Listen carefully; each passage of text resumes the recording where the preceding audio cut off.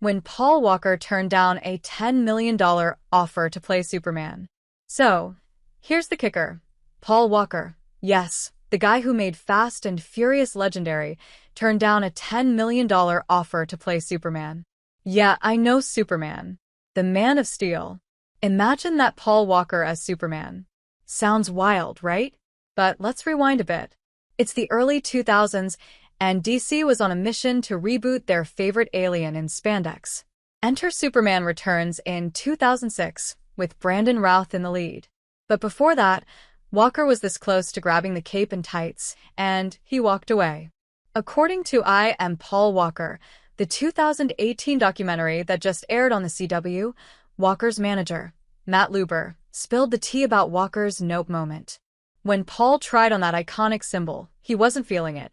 In fact, he reportedly said, "I've got it on, I got a cape, boots, tights, this is not me. I'm getting the out of here.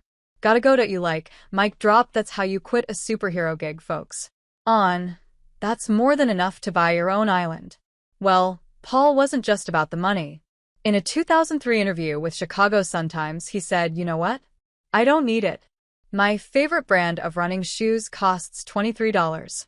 I rarely pay more than $40 for my jeans. Throw in a t-shirt, and that costs me $20 or $10 if I buy it on the beach." This guy was literally the opposite of flashy. A fleet of jets?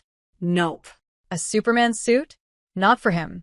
He was cool with his simple lifestyle, and no gazillion dollars were going to change that. The whole not wanting to be typecast vibe was strong with Paul.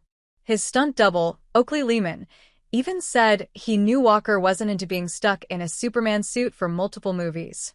"I knew he did not want to do 3 or 4 Superman films and be Superman for the rest of his life," he said. Talk about keeping your options open. Who wants to be Superman forever, right? Instead, the Superman gig went to Brandon Routh, who was basically a Christopher Reeve lookalike. And hey, it worked.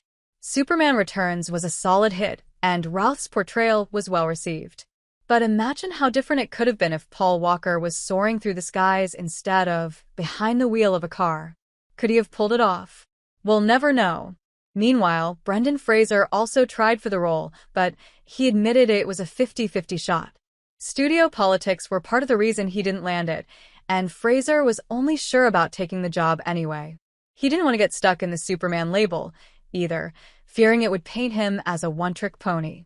So, while Paul Walker never became Superman, he sure as hell left a legacy of doing things his way.